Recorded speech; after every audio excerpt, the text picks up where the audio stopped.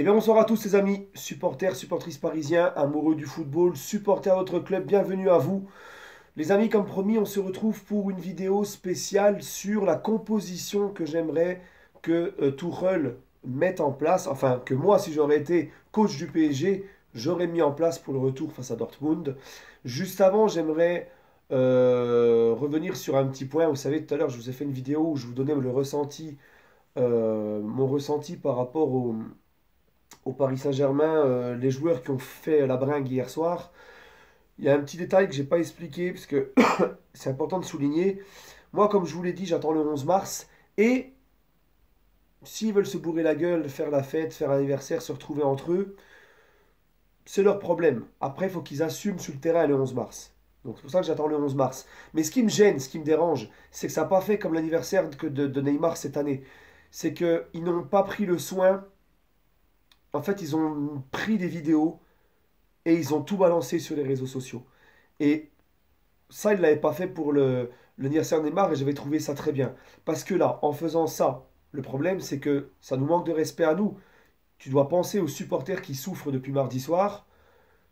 T'as envie de te bourrer la gueule, t'as envie de faire le con, t'as envie de faire n'importe quoi, t'as envie de faire des loopings, des galipettes, enlever la chemise, danser, machin, te donner le sentiment que tu t'en fous un peu d'avoir pris 2-1 à Dortmund, c'est ton problème. Mais par respect pour les supporters, tu ne mets pas sur les réseaux sociaux. Ça, c'est le premier point qui m'a saoulé. Et le deuxième point, c'est l'image du club.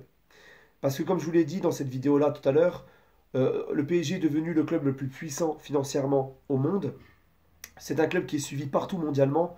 L'image que tu envoies du club, elle est catastrophique. Donc voilà, moi c'est ça surtout qui me dérange. Après, s'ils ont voulu se cuiter la gueule, etc., tant qu'ils assument sur le terrain, enfin il faudra qu'ils assument sur le terrain. S'ils assument sur le terrain, on n'en parlera pas. Par contre, s'ils se vautrent encore une fois et qu'ils nous foutent encore la honte en huitième de finale au match retour, là on va pas les louper.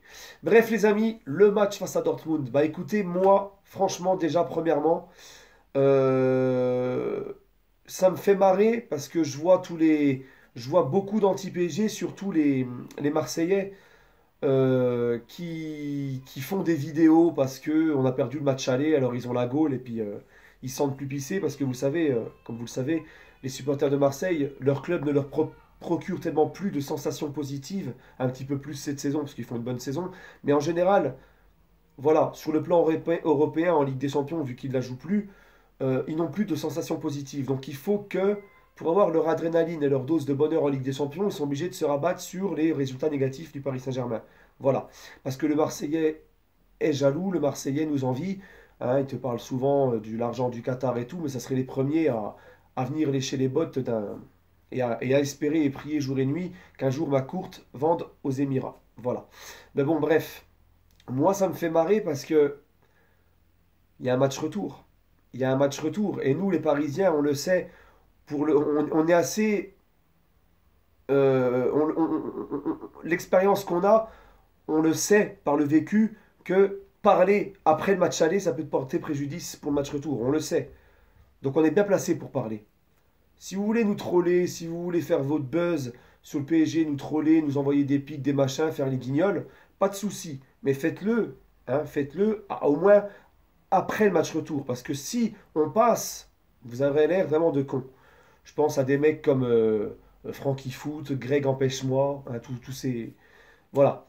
Moi, en plus, quand je les vois, alors en plus avec des survêtements du Borussia Dortmund, nous au moins on a la fierté peut-être. Peut-être qu'on, c'est vrai qu'on se prend de la honte en huitième de finale, à chaque fois en huitième de Ligue des Champions. Oui, on se tape la honte. Oui, les joueurs nous font pas honneur et tout. Mais au moins on a la prétention de dire que nous, moi, pour ma part, j'ai jamais foutu ne serait-ce qu'un calbar, un caleçon d'une autre équipe.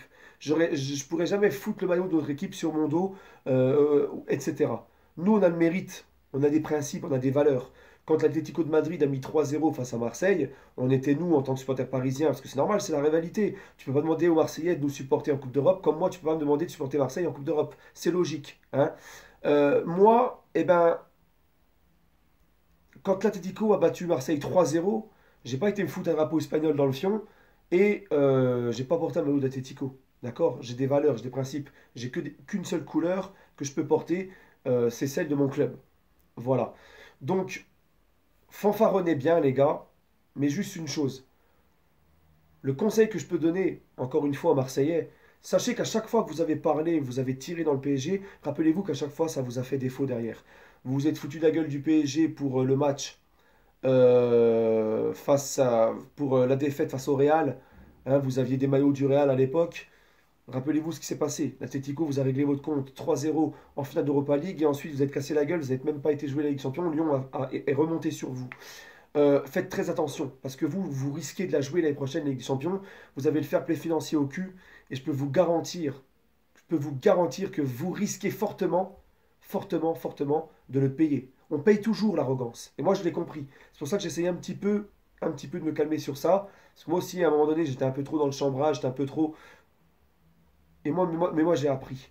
Et juste une chose, sachez que même si Dortmund nous met 7-0 au parc, qu'ils nous sortent, qu'on se tape la honte, qu'on sort en huitième de finale des champions, sachez, les Marseillais, sachez que ça ne changera rien. Ça ne changera rien pour vous. Ça fait 8 ans que votre club, c'est notre petite femme de joie. Ça fait 8 ans que vous ne nous battez plus. Ça fait 8 ans que vous êtes notre joujou et qu'on vous pisse dessus. Donc, un minimum, je pense, d'orgueil, un minimum d'humilité ne vous ferait pas de mal. Et ne sortez pas votre Ligue des Champions 93, parce que la Ligue des Champions 93, c'est pas le même format que la Ligue des Champions de maintenant. C'était une Ligue des Champions sans huitième, sans quart, sans demi. Vous avez fait une finale juste après les matchs de poule. Vous avez marqué un but sur un corner alors qu'il y avait 6 mètres. Dans la plus pire année sombre et douteuse de votre histoire, la même année où vous avez été rétrogradé en D2 pour corruption en Ligue 1. Donc, faites-vous très petit. Faites-vous vraiment très petit. Occupez-vous de votre club. Vous faites une très belle saison. Vous êtes deuxième. C'est tout à votre honneur. Villas-Boas fait un super travail. Mais maintenant, euh, faites très attention. Voilà. Arrêtez parce que vous êtes vraiment ridicule. Hein, mon évier, gars, si tu veux.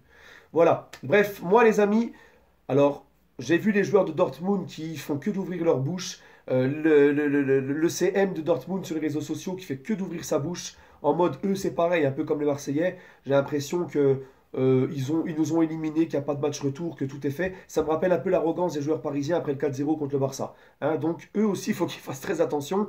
Parce que, bon, moi, je suis musulman, je ne crois pas au karma parce que c'est un truc d'hindou. Mais moi, je crois à la justice divine. Dieu est juste. Attention au revers de médaille, les joueurs de Dortmund. Donc, moi maintenant, si je suis joueur du PSG, je vois toutes les déclarations qui ont été dites par les joueurs de Dortmund, par les dirigeants de Dortmund, etc.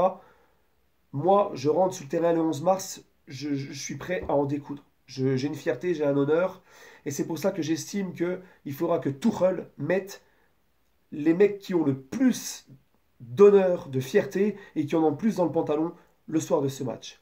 Ma composition d'équipe, les amis, je mets Navas au cage.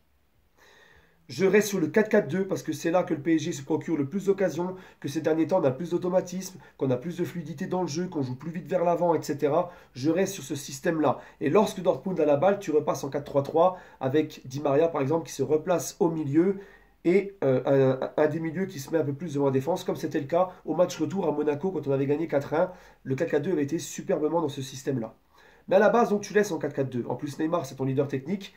Il est le plus à l'aise dans ce système-là. C'est lui qui te l'a dit. Donc il faut mettre ton leader technique dans les meilleures conditions. Parce que tu auras besoin le 11 mars d'un grand Neymar. Donc la défense, les gars, je mets une défense à 4. Kerrer à droite. Marquinhos, Kimpembe, Bernat. Alors je m'explique. Kerrer, parce que déjà Meunier, il sera suspendu. Dagba est encore blessé, tu ne pourras pas le mettre, il manquera de rythme. Et Kerrer, les gars, qu'on veuille ou non, c'est plus solide défensivement pour bloquer les côtés, les contre-attaques éclairs de Dortmund. Et on va pas se mentir, Kerrer, c'est un ancien gars de Schalke. Et lui, il déteste Dortmund. Et ça, les gars, croyez-moi, ça joue. Ça joue. Marquinhos, Kimpembe en défense centrale. Parce que Thiago Silva, je ne le mets pas pour ce match. Thiago Silva, on le connaît. En huitième de finale, il perd ses couilles. Alors, je vais me réexpliquer sur le but face à Haaland, le deuxième but. Parce que certains m'ont dit, ouais, mais Thiago Silva, il a pris ses distances sur Haaland parce qu'il ne voulait pas se retrouver pris de vitesse ou quoi que ce soit. Ouais, mais il y a prendre ses distances et prendre ses distances. Le mec, il laisse un boulevard. Qu'il anticipe, qu'il reste un peu derrière Haaland pour couvrir, je suis d'accord, il n'y a pas de souci avec ça. Le problème, c'est que lui, il a laissé, au lieu de laisser ça d'écart, il a laissé ça. Et quand Haaland reçoit la balle, au lieu de foncer sur Haaland et essayer de le gêner et de l'emmener sur un côté pour l'excentrer, il le laisse tranquillement contrôler et armer sa frappe. Thiago Silva est indéfendable sur cette action. Thiago Silva, pour moi, dans ce match-là, avec un tel enjeu, une telle pression, tu ne le mets pas. Peu importe son talent, moi je ne le mets pas. Un mec comme Kimpembe, fierté du quartier, tout ça, hein, tu joues un petit peu sur, regarde ce qu'ils ont dit sur vous, regarde, hein, ils vous sont foutus de votre gueule. Kimpembe, qu'on le veuille ou non, au niveau des duels costauds sur l'homme et tout, il faut du physique, il faut du coffre. Moi je le mets avec Marquinhos, sans souci. Et il est beaucoup plus vif qu'un Thiago Silva en termes de vitesse, etc. Moi, je le mets. Et n'oubliez pas que quand Marquinhos et Kimpembe ont été alignés en Ligue Champion, on a mis 4-0 Barça et on a fait 3-1 Bernabeu qui était loin, loin, loin d'être un match dégueulasse de notre part. Rappelez-vous, on avait tenu la dragée haute au Real pendant 80 minutes. Je mets Bernat à gauche, d'accord, parce que c'est le meilleur latéral gauche qu'on a. Je mets Bernat. Lui, c'est un soldat. Il pose ses coronets, il n'aura pas peur. Il ne fait pas partie des traumatisés des remontadas. Je mets Bernat. Et là, au milieu, c'est là que je vais faire jaser, les gars. Au milieu, je mets Paredes Kwasi. Paredes, pourquoi? Bah déjà, Verratti est suspendu. Gay, pour moi, c'est plus possible. Il perd trop de ballons, il a trop de lacunes techniques, il est en dessous. Pour moi, c'est un marathonien, Gay. Il court, mais c'est tout. Voilà. Il est trop juste. Pas de Gay. Verratti sera suspendu, donc pas là. Je mets Paredes Kwasi. Je voulais mettre Paredes Herrera parce que Herrera, il a un professionnalisme, il a des coronesses, il laissera rien passer. Mais Herrera, je me dis, sur son niveau, j'ai un peu un doute. Hein, je ne le trouve pas exceptionnel depuis qu'il est au PSG. J'ai envie de donner ma chance à Kwasi, le Titi parisien qui aura beaucoup de choses à prouver, qui lui est un gamin de la région parisienne, qui aura l'honneur de faire changer le cours d'histoire pour le PSG, son club de cœur. Et de montrer à l'Europe entière ce qu'il vaut, moi je le mets. Et en plus de ça, Kwasi, les gars, il a un physique que, au milieu de terrain, nous a fait défaut à l'aller. Il faut un mec costaud, très grand et costaud au milieu de terrain. Et en plus de ça, il a la technique pour jouer au milieu de terrain. Il a la technique pour jouer avec Paredes. Donc moi je mets Kwasi, les gars. Et je lui dis, tu nous fais le match de ta vie. Et Paredes, parce que Paredes, il a du vice. Paredes, il est très technique. Il a une vision du jeu des fois dans sa façon de casser des lignes. Il me rappelle un peu Thiago Motta. Et il sait très bien récupérer le ballon devant la défense. Et c'est un mec qui ne lâchera rien. C'est un chien. Quand tu le mets sur le terrain, c'est un pitbull. Un Paredes. Donc Paredes, Kwasi. Et devant, les gars, je mets Di Maria, Mbappé sur les côtés. Alors par contre, Mbappé, s'il a le malheur de revenir tête baissée, de ne pas faire d'efforts dans le repli défensif, surtout dans un 4-4-2, il faudra que tout le monde le fasse. Si à la moindre erreur, moi je le gicle et je fais rentrer Sarabia. Voilà. Il faudra on soit intransigeant et qu'il fasse le job, Mbappé. Mais Mbappé, c'est pareil. C'est quelqu'un. Mbappé, c'est pas le mec qui va tirer l'équipe vers le haut à lui tout seul. Mbappé, si l'équipe est bien, il va être super bien. Si l'équipe est mal, il sera mal. Tout simplement. On l'a vu face à Manchester l'année dernière au parc. L'équipe était complètement à côté. Il est passé complètement à côté de son match, que ce soit dans ses prises de balles, ses décisions, dans tout. Hein, Mbappé, c'est pas le genre de mec comme Cristiano qui va être un leader mental pour l'équipe et prendre ses responsabilités tout seul. Non, il lui faudra des gros coéquipiers à ses côtés. Mbappé donc sur le côté avec Di Maria. Di Maria parce que les gars, qu'on aime ou pas Di Maria, au Parc des Princes, dans les gros matchs, il fait souvent le job. T'en as besoin. Di Maria, je le mets. Et en plus de ça, Di Maria, on l'avait vu face à Monaco, on l'a vu plusieurs fois cette année. Quand il se replace au milieu pour faire les efforts dans le repli défensif, il lâche rien, c'est un pitbull. Je mets Di Maria. Et devant, euh, donc je mets Mbappé, Icardi, hein, et donc Neymar sur les côtés avec Di Maria, pardon. Donc Neymar, et je lui donne les clés, parce que Neymar, les gars, c'est Neymar. Neymar, il portera ses couilles, j'en suis sûr et certain. Neymar, la remontada, c'est lui, tout seul, c'est pas Messi, c'est lui qui nous l'a fait subir. Neymar, lui, un mec comme Neymar, il voit ce qu'a dit les gars de Dortmund, il va pas laisser passer ça. Qu'on aime ou qu'on n'aime pas Neymar dans son comportement, qu'on n'aime pas l'humain, ça reste un gagnant, ça reste un mec avec une fierté. Sur ça, je me fais aucun souci. Et Neymar, les gars, donc je lui laisse les clés.